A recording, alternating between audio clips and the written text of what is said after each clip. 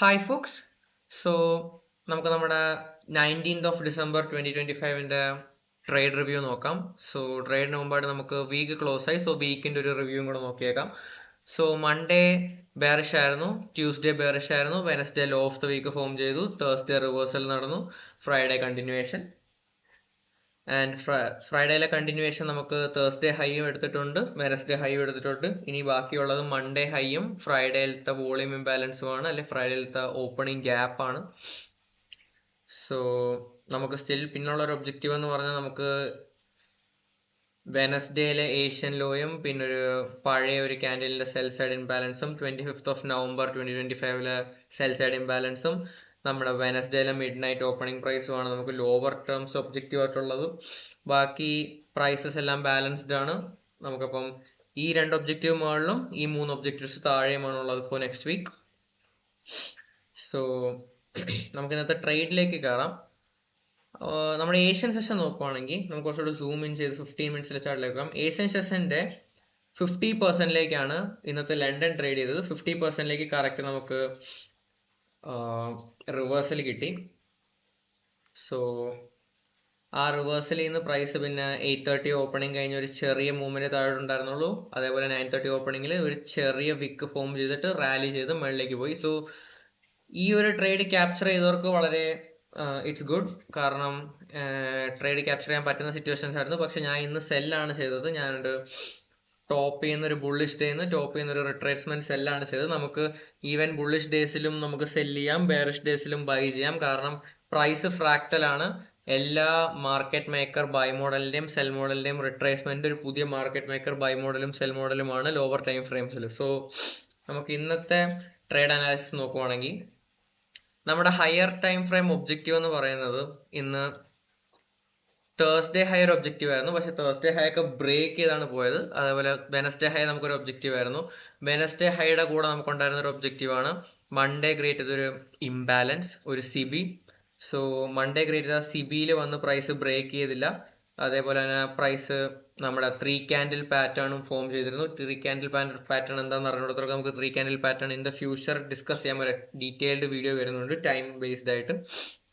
So നമുക്ക് ട്രേഡിന്റെ ഉള്ളിലേക്ക് പോകുവാണെങ്കിൽ എക്സാക്ട്ലി നമുക്ക് ഇത് നമ്മുടെ ഇംബാലൻസിന്റെ ഏരിയ ആണ്, ലിക്വിഡിറ്റി അതേപോലെ നമ്മുടെ ഇംബാലൻസ്. സോ മൺഡേ ക്രിയേറ്റ് ചെയ്ത ഇംബാലൻസ്. സോ എക്സാക്ട്ലി 10 o'clock നമ്മുടെ മാർക്കറ്റ് റിവേഴ്സ് ആയി. സോ ഇത് എങ്ങനെയാണ് നമുക്കിത് റിവേഴ്സലാണെന്ന് കൺഫേം ചെയ്യാം? നമുക്ക് ഈ ഒരു ലോ ഒരു ഹെവിലി ഡിസ്പ്ലേസ്മെന്റ്, ഈ ഒരു ലോഡ് താഴോട്ട് വലിയൊരു ഡിസ്പ്ലേസ്മെന്റ് നമ്മൾ കാണുമ്പോഴാണ് നമ്മൾ സെല്ലിന് വേണ്ടി വെയിറ്റ് ചെയ്യേണ്ടത്. സോ ഞാൻ ട്രേഡ് എടുത്തത് ഈ ഒരു പോയിന്റിൽ വെച്ചിട്ടാണ്. ഞാൻ ട്രേഡ് ചെയ്തത് ഈ ഒരു പോയിന്റിൽ നിന്നായിരുന്നു ഞാൻ ട്രേഡ് ചെയ്തിരുന്നത്. ഓക്കെ, സോ ഈ ഒരു പോയിന്റ് ട്രേഡ് ചെയ്യുന്നത് കാരണം ഞാൻ കുറച്ചുകൂടെ സീസണൽ ട്രേഡർ ആയതുകൊണ്ടും എനിക്ക് ട്രേഡിങ് ലൈക്ക് ഇങ്ങനത്തെ എൻട്രീസ് നമ്മൾ മുമ്പ് കണ്ടിട്ടുള്ളത് കൊണ്ടും ആ ഒരു എക്സ്പീരിയൻസിന്റെ ബേസിലും ഞാൻ ഈ ഒരു ഇംബാലൻസിന്റെ ബേസിലാണ്, ഇതൊരു വളരെ ഒരു ചെറിയൊരു ഇംബാലൻസ് ആണ്, ആ ഒരു ഇംബാലൻസിന്റെ ബേസിലായിരുന്നു എൻ്റെ എൻട്രി. സോ ആ ഒരു ഇംബാലൻസ് കഴിഞ്ഞു ഒരു സെക്കൻഡ് ലോ റിസ്ക് എൻട്രിയിലായിരുന്നു എൻ്റെ എൻട്രി വന്നിരുന്നത്. സോ ബിഗിനേഴ്സ് ആയ ഉള്ളവർക്കുള്ള ഒരു എൻട്രി ഞാൻ കാണിച്ചു തരാം. നമുക്ക് ഈ ഒരു ലോ ഒരു ഡിസ്പ്ലേസ്മെന്റോടെ ടേക്ക് ഔട്ട് ചെയ്യുവാണെങ്കിൽ നമുക്ക് ആ ഒരു ഡിസ്പ്ലേസ്മെന്റ് ചെയ്ത ക്യാൻഡിലിൽ ഒരു ഇംബാലൻസ് ഫോം ആവുകയാണെങ്കിൽ ആ ഒരു ക്യാൻഡിലേക്ക് പ്രൈസ് തിരിച്ച് വരുവാണെങ്കിൽ നമുക്ക് ഒരു ലോ റിസ്ക് എൻട്രി, നമുക്ക് ഇവിടെ ഒരു ലോ റിസ്ക് എൻട്രി ചെയ്യാം. എവിടം വരെ ആ ലോ റിസ്ക് എൻട്രി എന്ന് വെച്ചാൽ നമുക്ക് ഈ ഒരു റേഞ്ചിന്റെ സെക്കൻഡ് ഫെയർ വാല്യൂ ഗ്യാപ്പ്, ഇത് 15 minutes നോക്കുവാണെങ്കിൽ നിങ്ങളിപ്പം ലൈക്ക് ബിഗിനേഴ്സ് ആയ ഒരു സ്ഥിതിയിൽ നിങ്ങളിപ്പം ലൈക്ക് ഹയർ വാല്യൂസ് ഒരിക്കലും എയിം ചെയ്യേണ്ട ആവശ്യമില്ല. ഒരു 20 points 10 points ഒക്കെ മാക്സിമം എയിം ചെയ്താൽ മതി. സോ ഇത് ഓൾമോസ്റ്റ് എനിക്കൊരു 125 points കിട്ടിയിരുന്നു. സോ 125 points കിട്ടാൻ എനിക്ക് ഡെയിലി ലൈക്ക് കഴിഞ്ഞ അപ്ലോഡ് ചെയ്ത 3 വീഡിയോസിൽ നമ്മൾ 500 ടിക്സ് അല്ലെങ്കിൽ 125 points മിനിമം ബാഗ് ചെയ്യുന്നുണ്ടായിരുന്നു. സോ 125 pointsൽ നിങ്ങൾക്ക് ഒരു 20 point മൂവ് നിങ്ങൾക്ക് ഉറപ്പായിട്ടും കിട്ടും, അല്ലെങ്കിൽ ഒരു 20 to 30 point മൂവ് ഉറപ്പായിട്ടും കിട്ടും. നമുക്ക് ലോവർ ടൈം ഫ്രെയിമിലേക്ക് പോകുവാണെങ്കിൽ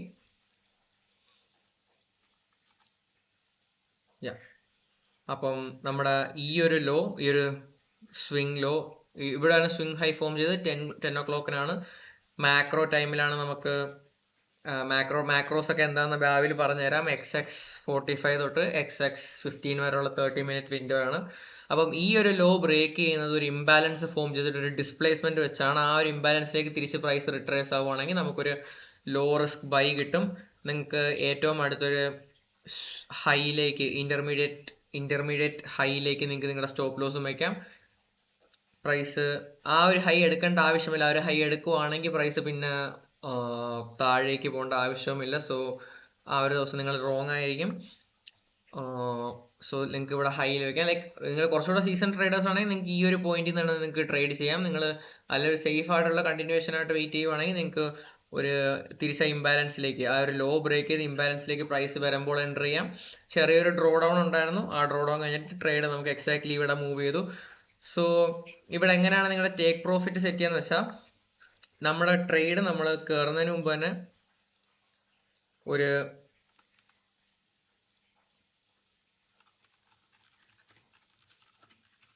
എക്സ്റ്റേണൽ റേഞ്ച് ലിക്വിഡിറ്റി ആയിരുന്നു എടുത്തിരുന്നത്. നമ്മുടെ വെനസ്ഡേ ഹൈയും അതേപോലെ തന്നെ നമ്മുടെ മൺഡേലത്തെ ഇംബാലൻസും. സോ എക്സ്റ്റേണൽ റേഞ്ച് ലിക്വിഡിറ്റി ആണ് അത്. അവിടെ നമുക്ക് തിരിച്ച് പ്രൈസ് മുകളിലോട്ടാ പോകുന്നതെങ്കിൽ ഇന്റേണൽ റേഞ്ച് ലിക്വിഡിറ്റിയിലായിരിക്കും വരുന്നത്. ഇന്റേണൽ റേഞ്ച് ലിക്വിഡിറ്റി വന്നിട്ടാണ് അടുത്ത വീണ്ടും എക്സ്റ്റേണൽ റേഞ്ച് ലിക്വിഡിറ്റിയിലോട്ട് പോകുന്നത്. സോ ആ ഒരു ഇന്റേണൽ റേഞ്ച് ലിക്വിഡിറ്റി ആയിരുന്നു ഈ ഒരു ഫെയർ വാല്യൂ ഗ്യാപ്പ്. സോ ആ ഫെയർ വാല്യൂ ഗ്യാപ്പിലേക്ക് നമ്മൾ എയിം ചെയ്തു. സോ ഇതായിരുന്നു ട്രേഡ്. സോ എൻ്റെ ട്രേഡ് സ്റ്റാർട്ട് ആയിരുന്നത് ഇവിടെ നിന്നാണ്. ഇവിടം തൊട്ട് ഇവിടം വരെ ആയിരുന്നു. 400 പോയിന്റ്സ് ആയിരുന്നു എൻ്റെ ട്രേഡ്. 400 ticks 100 പോയിന്റ്സ് ആയിരുന്നു എൻ്റെ ട്രേഡ്. ഇതൊരു ലോ റിസ്ക് എൻട്രി ആണ്. സോ ഇവിടുന്ന് ഒക്കെ ബൈ ചെയ്തവരുണ്ട്, ഇവിടുന്ന് പിന്നെയും ബൈ ചെയ്യാൻ ശ്രമിച്ചവരുണ്ട്. ആ ഒരു ട്രേഡ്സ് ഞാൻ അത്ര എന്റർടൈൻ ചെയ്യുന്നില്ല, കാരണം ഫ്രൈഡേ ആണ്. ഫ്രൈഡേ അധികം മൂവ്മെന്റ് ഉണ്ടാവാറില്ല. സോ അങ്ങനെ നിങ്ങളുടെ ട്രേഡ് അത്രയ്ക്ക് സ്ട്രെസ് ചെയ്യേണ്ട ആവശ്യമില്ല ഫ്രൈഡേ പോലത്തെ ഒരു ദിവസം. കാരണം ഇത്രയും വലിയൊരു ബുള്ളിഷ് റൺ തന്നതിന് ശേഷം നമുക്ക് റിട്രേസ്മെന്റും കിട്ടി. അതോടെ ട്രേഡ് ക്ലോസ് ചെയ്യുന്നതാണ് ഫ്രൈഡേ നല്ലത്. ഫ്രൈഡേ നമുക്ക് മാക്സിമം എക്സിറ്റ് ആവാൻ വരുന്ന സമയം 11 o'clock ആണ്. ഈ ഒരു അപ്വേർഡ് ട്രെൻഡ് പിടിച്ചവർക്ക് ഓക്കെ, പക്ഷെ ഞാനത് ബിഗിനേഴ്സിന് ഒരിക്കലും റെക്കമെൻഡ് ചെയ്യില്ല. പിന്നീട് ഞാൻ ആ ദിവസം വേറെ ട്രേഡ്സ് കണ്ടില്ല. മാർക്കറ്റ് പ്രൈസ് അത്രയ്ക്ക് ട്രേഡബിൾ പൊസിഷനിലല്ലായിരുന്നു. ഈ ഒരു ബുള്ളിഷ് റൺ മാർക്കറ്റ് ഓപ്പൺ മുമ്പ് ക്യാപ്ചർ ചെയ്തവർക്ക് വളരെ നല്ലതാണ്. ഇതിന്റെ ഒരു എക്സ്പ്ലനേഷൻ വേണമെങ്കിൽ കമന്റ് ചെയ്യുക. ഇതാണ് ഒരു ലോ റിസ്ക് ട്രേഡ് ഞാൻ ഇന്ന് കണ്ടതിൽ. സോ ഇനി നെക്സ്റ്റ് വീക്ക് കാണാം. So until then be safe, trade safe, bye guys.